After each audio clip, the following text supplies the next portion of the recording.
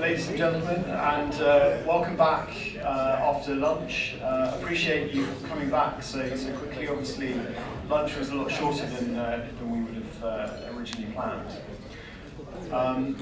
I should say there are tea and coffee facilities at the back of the room, so feel free to help yourself throughout the afternoon if you want any of those, rather than having to go back upstairs. We've got a slight change in the schedule this afternoon. We're going to have McTighe from Openreach before the NBN speaker, just because Mike has got a flight to catch back to the UK fairly soon afterwards. For those of you who don't know Openreach or Mike, he is the newly appointed chairman of Openreach. In fact, maybe even a year almost in the role now. And there is quite a debate happening in the UK with the way that we get broadband rolled out and the role of fibre in that mix. So let's get Mike on the stage to talk us through how that migration is going and what plans Openreach have got for a full fibre future.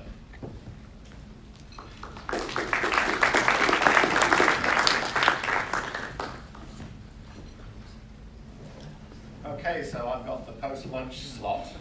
The only advantage being here in Australia is there was no wine served at lunch, so hopefully most people are still awake.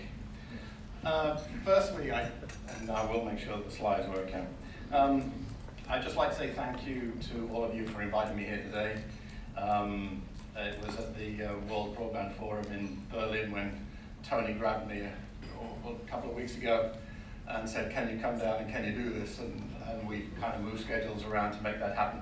And I'd like to thank Bill and the NBN team for inviting us down and for your hospitality. There are many things that we can talk about, but I thought, given that our two national broadband networks have evolved so differently over the last sort of decade or so, it would be helpful for you to hear from me what we've done in the UK, why we made the decisions we've made, what has been the strategic impact of those decisions, how that's worked out for us as a business, for the country, for UK PLC, and so on. And then I thought I'd also talk about the more recent journey that we've begun on ultrafast and the deployment of ultrafast technologies in the UK and how we're thinking about that and where we might go. So I think the model in the UK has worked quite well. Before we get into it though,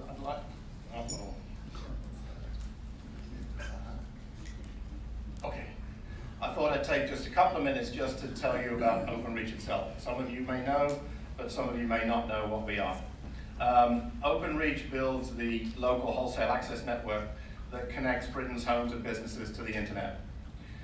We exist basically to enable retail level competition in the UK. We were created in 2006 by the national regulator Ofcom, and that was following the first ever strategic telecoms review that Ofcom undertook just prior to that.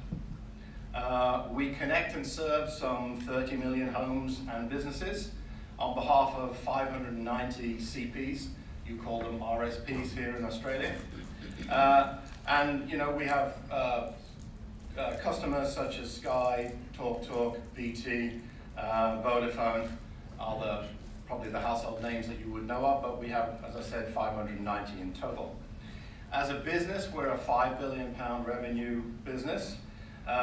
We have more than 30,000 employees, of which around 25,000 are engineers, and they are really the shop front for Openreach. They all have a van of some form or another, and on the streets of London when you're there, or in any other city in the UK, you will see many Openreach vans. In fact, we have the largest field force in the United Kingdom of any of the service businesses. In the last decade, we've invested £11 billion in our network. We know that we need to continue to do more. We're very focused now on our service proposition, enhancing service, on the coverage that we have of our broadband network, and continuing to build on the speeds that we have for broadband. If can, I'd like to just talk a little bit about the network. I think it's fair to say that although the geographic footprint that we have is a fraction of what you have here in Australia, we face many of the same challenges. And over the last decade, we've evolved our approach from providing pure copper broadband infrastructure to supplying a mix of hybrid and pure fiber technologies to the marketplace. Again, for those of you who don't know, broadband in the UK started, as it did in other parts of the world, with conventional ADSL technology in the early 2000s. But I'd like to start this discussion from around 2008 and explain what we did then and why we made the decision we made at that point in time. So having built a scale broadband network, a basic broadband network using ADSL technology, our priority in 2008 was very much around how do we deliver affordable, higher speed broadband at scale and at a pace that could reach as many people as possible in the shortest time frame. I think those are all important characteristics. In 2008, Openreach announced plans to make Britain's largest investment in digital infrastructure, £1.5 billion to bring fibre to the cabinet, what you call fibre to the node, access to 10 million homes by 2012. That funding envelope later increased to over $2.5 billion, and the network was expanded correspondingly. I think that decision has worked extremely well for the UK for several reasons, and I'll give you the results of that in a moment. We recognized that customers wanted faster, yet affordable services, but we knew that they didn't want to wait, and some other speakers have spoken about that today. They didn't want to wait a decade or more to actually access those faster speeds and services. This program that we put in place delivered an incremental upgrade in a very cost-effective way, and it actually married customer demand for faster speeds with, very importantly, their ability and willingness to pay. And by building on our existing platform, taking fibre from our 5,500 central offices, as you call them, local exchanges we call them, to a street cabinet, it enabled us to upgrade hundreds and hundreds of copper broadband lines very, very quickly to significantly higher speeds. That broadband platform has continued to evolve. On a commercial basis, we were able to justify building out to about 70% of the UK population. The government decided it set up an ambition back in 2010 that it wanted to take that further. And indeed, I think it was in 2012, the UK government set a target of having 95% superfast coverage in the UK by the end of 2017. And for us, superfast, just to be clear, is 25 megabits per second. As the speaker said earlier, superfast is in the eye of the beholder. I'm pleased to say that actually I think we're going to achieve that, and I'll give you the numbers shortly of where we actually are in that build out. We worked very closely. This was a program that we developed with local government, central government, and I think a very creative funding structure was put in place, which is now paying back to both local and central government because the penetrations have gone up quite significantly and it's become quite successful. So, so where did all this get us? So without sort of appearing too arrogant, I think actually it's delivered a pretty good outcome for the United Kingdom. There's a lot of independent research that shows that the UK is a global broadband leader on a range of different metrics. As a proportion of GDP, we have the leading digital economy in the G20. The internet is now the UK's second biggest economic contributor, behind property and ahead of manufacturing and retail. Digital in the UK contributes 180 billion to the UK economy now annually. And 94.2% as of the end of October of the UK population can access superfast broadband. And we will have 95% accessible by the end of December. Openreach alone has made fiber in some form available to 27.1 million premises as of the end of October. And of that, we've connected up via our CPs, 8.6 million subscribers to that network, so a penetration of 32%. UK fixed broadband market is widely recognized as one of the most competitive. We have 4 large players. I talked about some of them earlier: BT, Sky, TalkTalk, and Virgin Media, as well as many, many, many smaller players. And that competitiveness has kept retail pricing in the UK amongst the lowest in Europe for our consumers. Average broadband speeds in the UK are now 36.2 megabits per second. And we lead the EU's 5 largest economies on a combination of speed, availability, and take-up. Okay, but delivering incremental upgrades is not without controversy. In an era where fast broadband connectivity is seen not only as a must-have utility, but in some ways is becoming a basic human right, we, I think, like our colleagues here at NBN, have found ourselves in the firing line for all sorts of issues, both politically and service-related, in the last few years. We have set ourselves a strategy as a result of all that to focus very much on service, where I think we did see some deterioration, and we've arrested that deterioration, and we've invested more in our copper network, and we're seeing the fault rates come down. We have continued to invest in broader coverage, using some of the technologies that others have talked about today, vectoring and so forth, to give us that coverage, and faster speeds. Having said that, I think it's a proven fact that a mixed technology model is more likely to deliver universal coverage than one which focuses only on FTTP. In other countries, many of which I get thrown at me every day, where they've deployed only FTTP, I think there's clearly a set of haves and have-nots that have developed in those countries. And it's a digital divide that, frankly, we would never want to create. We believe that access to universal broadband across the United Kingdom is an important part for our citizens to participate in today's society. And it's really important that we do that.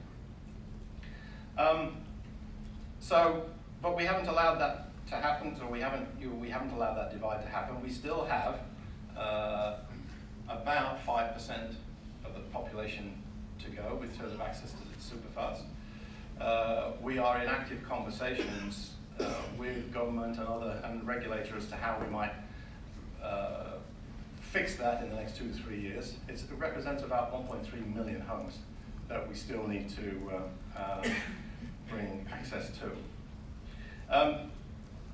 In 2015, we made a commitment to deliver ultra-fast, again, aka 100 megabits per second, to some 12 million homes.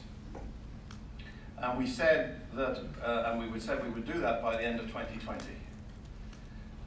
We are doing that with a mixture of technologies. At the time we made the announcement, we said we'd do it with 10 million G-fast ports and 2 million FTTP. If you were to ask me today, I think it will still be predominantly G-fast, but because of the cost improvements we've had in FTTP deployment, there'll probably be slightly more FTTP than what we thought about in 2015. The great thing about G-fast, we've heard it from a number of speakers today, is because it's incremental, it can be deployed very quickly. For us, it's a bolt-on to our existing cabinets, and that means that, again, we can continue with that ethos of trying to get higher speeds to as many of our citizens as possible, as quickly as possible. Doesn't mean that we're ignoring fiber to the home, fiber to the premise. We currently have 500,000 homes passed. It's the largest FTTP deployment in the UK, contrary to what other people might say. And we calendar year. So we get to about 1 million by the end of 18. That's our current plan. We built more FTTP this year already than we did in all the years before.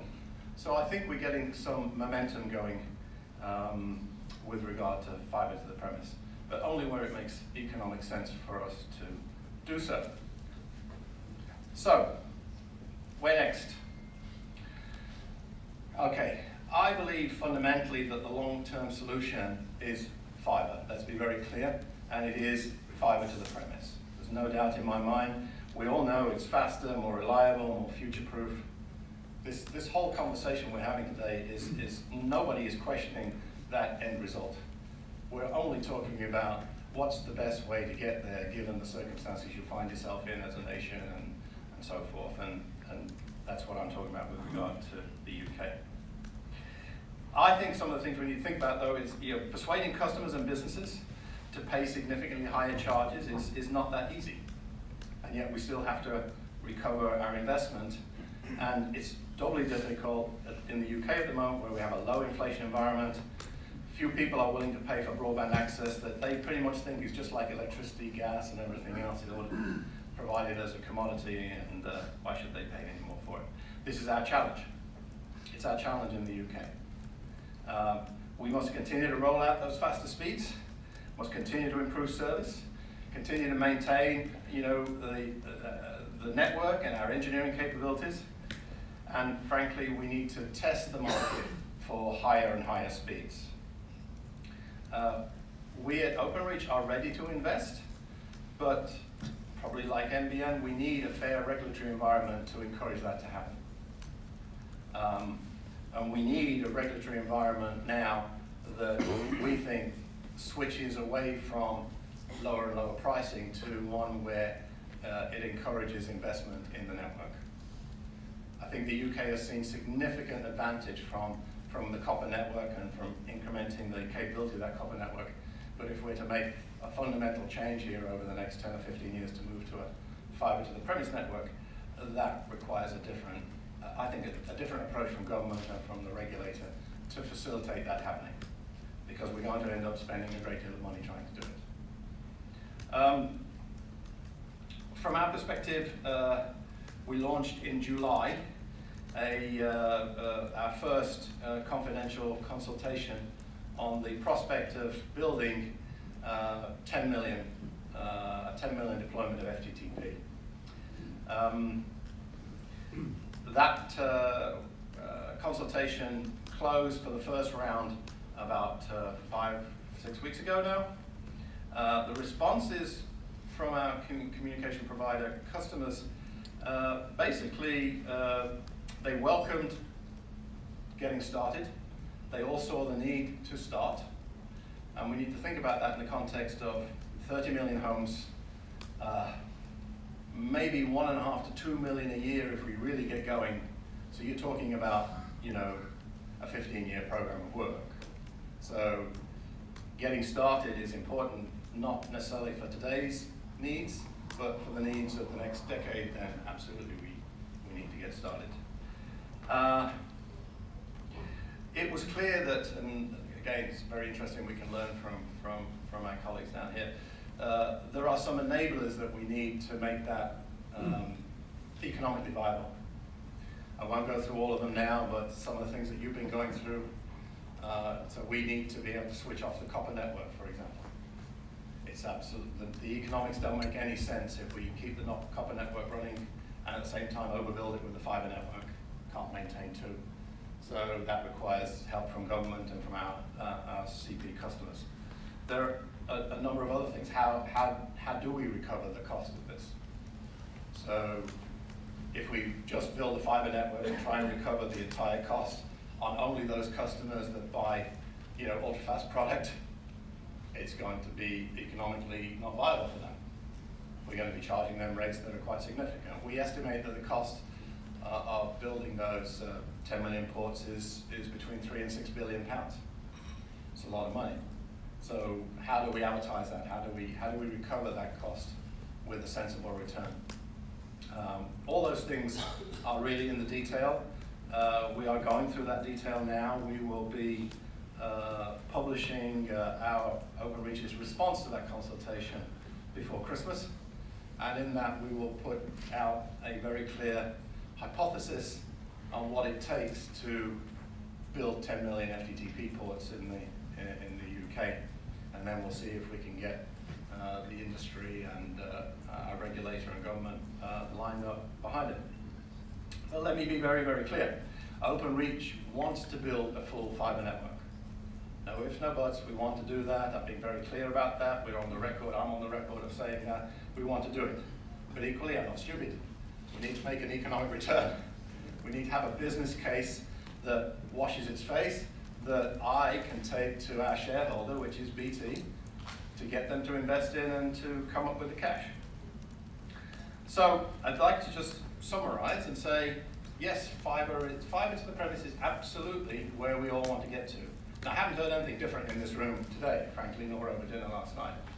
We fundamentally believe that we've been hugely successful in the UK by taking a very incremental mixed technology approach in delivering broadband at ever-increasing speeds to our consumers and our businesses. And we think that as a consequence of that, the economic benefits speak for themselves. So, that's all I had to say. Thank you all very much, and I'm happy to answer any questions you may have.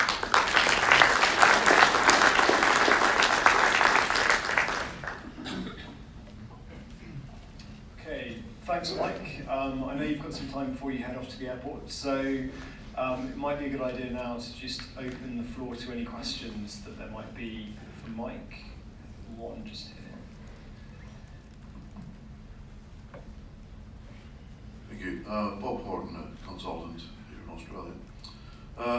Most of your focus, Mike, has been on delivery to the end customer, but we also heard that 5G is just around the corner, and will be the same in the UK, no doubt.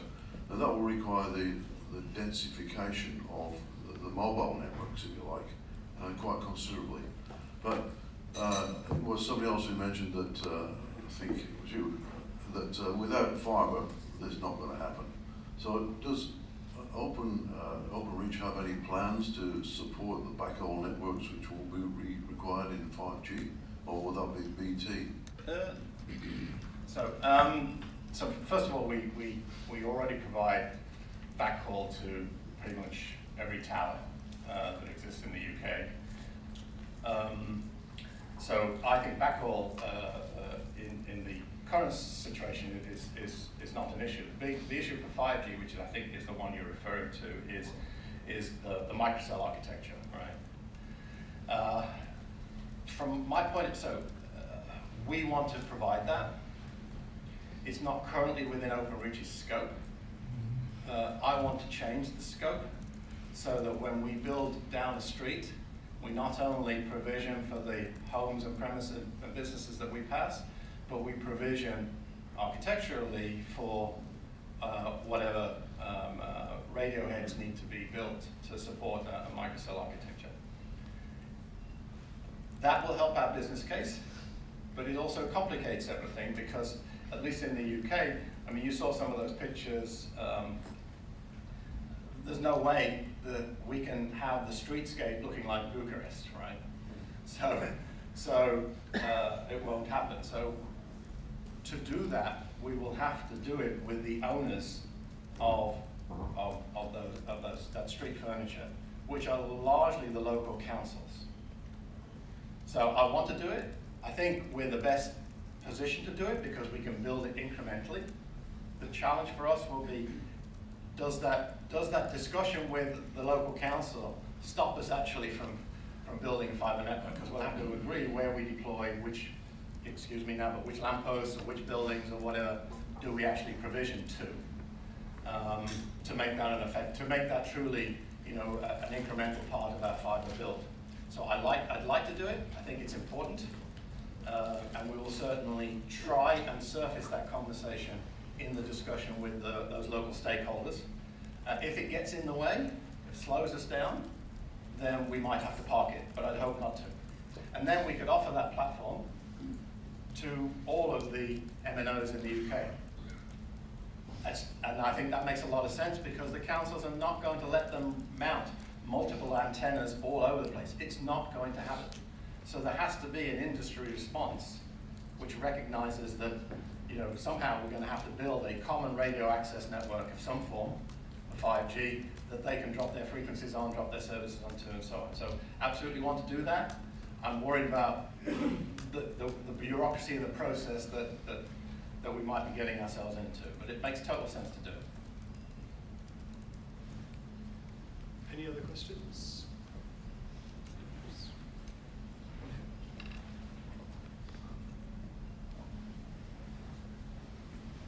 I just wondered if you had the thought of whether local councils in England and potentially the same model could happen in Australia could be responsible for actually laying fibre. I've not had that thought. It has happened in Australia where, for example, local councils have paid to underground power, which was aerial before, and there in the UK there have been communities who have got together to actually put their own fibre in. Okay, so there's a lot of things mixed up in there. So from a city point of view, I can't see that happening because we've got the duct infrastructure, we've got pretty much everything we need down every street. And, you know, like in any deployment, there probably will be additional civil work, but we've got, you know, we've got the Morrisons and the Carillions and so on who would take care of that for us. And frankly, they take care of it for the council as well, because the council, I don't know of any councils that have a large-scale civil workforce anymore. The community program that you're talking about has actually been quite successful. And this, for those that are not aware of it, this is a program that we put together that basically said, and largely a rural community could get together and we would support them technically and with equipment and so forth, and they actually lay their own fibre. I think that's a great plan. I'd like to do more of that. It makes them part of the solution, and with some of this armored fibre that you can, you know, they don't have to worry about the things I worry about. So they don't have to worry about wayleaves and things like that, getting consents from different landowners and all that stuff that ties me up in knots. If they get together, they can stick the fibre on the back of a tractor and just backhoe it in, and then it goes. And we've seen that successfully done. And all we've done is sort of establish the quality criteria for each end and everything else. And it makes the community part of the solution, which I think is great. So I think that's an answer for many rural communities where they can get off their backside and do something and organize themselves. But I don't see it happening in the cities. Okay, thank you very much, Mike. Thanks very much.